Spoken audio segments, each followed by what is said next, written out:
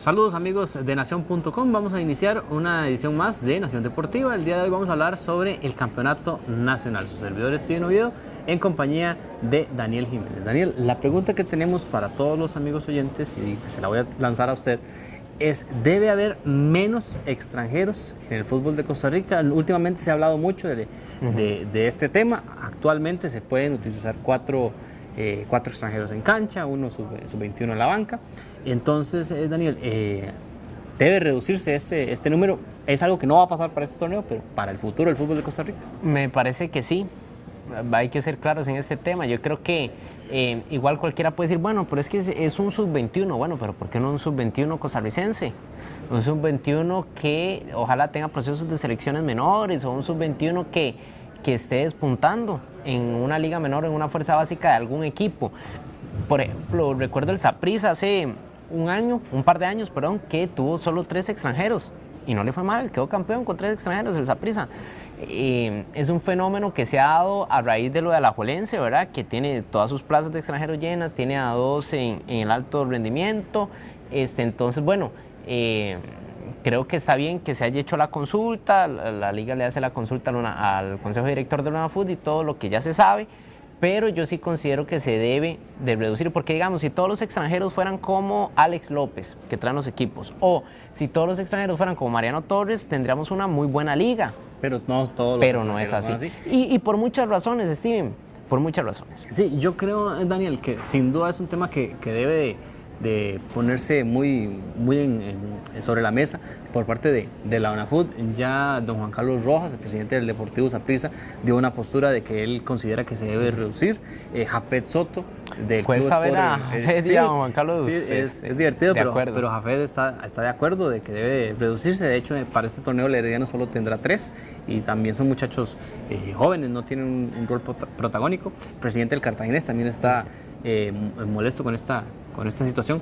Yo creo, Daniel, que como usted lo dice, si es que todos fueran como Alex López, como Mariano Torres, como Gerardo Lugo, que vino con el Herediano, yo ahí le digo como Marcel, ¿verdad? Del Cartaginés, está bien, claro. Yo le digo, está bien, claro. Pero ¿usted cree que hay 4 de esos jugadores para cada uno de los equipos de la primera división? Y es que a mí me extraña, le voy a ser honesto, a mí me extraña que clubes de media tabla para abajo estén de acuerdo con esto, porque obviamente no tienen el mismo músculo financiero que Alajuelense, que Saprissa, que el Herediano, ahora el Cartaginés, que tiene sus finanzas sanas, puedan traer recurso humano de afuera de calidad como ellos. Entonces obviamente están en una competencia desleal, porque ¿cómo vas a traer, si tienes menos dinero, cómo vas a traer un jugador mejor que estos equipos?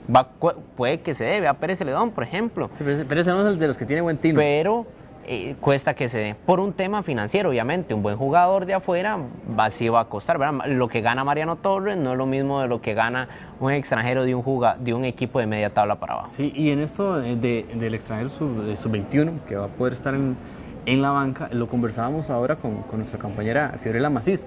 Yo creo que el principal problema no es la consulta que hace Alajuelense, porque ellos nada más quieren que les dejen claro el asunto para aprovechar una circunstancia de planilla que tienen, y están en todo su derecho.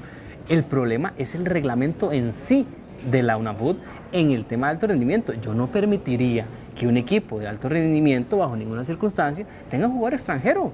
¿En qué le aporta que tenga un jugador extranjero un equipo de alto rendimiento? Le está quitando un puesto a un jugador nacional que necesitamos que se desarrolle, que habla mucho la UNAFUT de que quiere hacer van a hacer un congreso sobre este tema de jugadores sub-20 para desarrollar, a ver cómo incorporarlos para que tengan minutos en la primera división.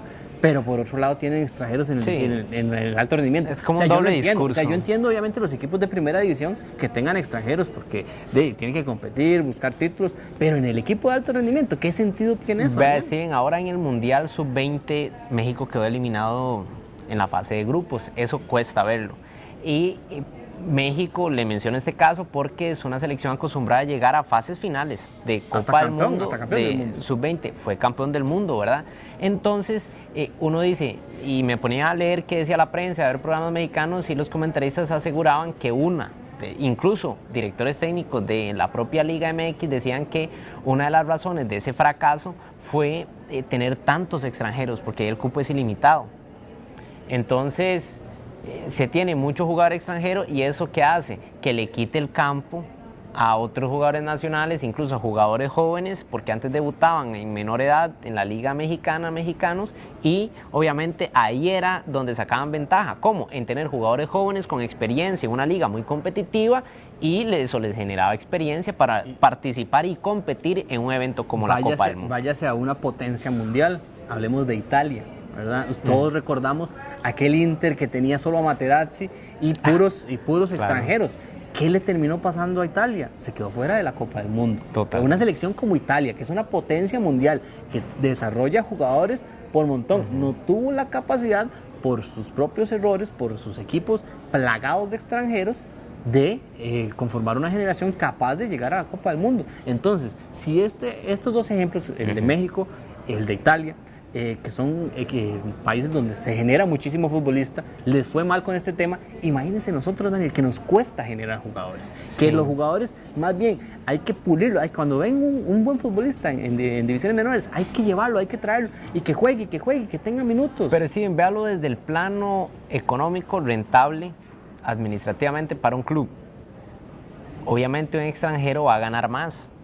Claro. Si usted reduce eso, puede utilizar o ahorrarse ese dinero o utilizarlo en otra cosa, en el estadio, en su planilla operativa, administrativa, o en el estadio, mejoras en la infraestructura, o lo guarda en caja chica, no sé.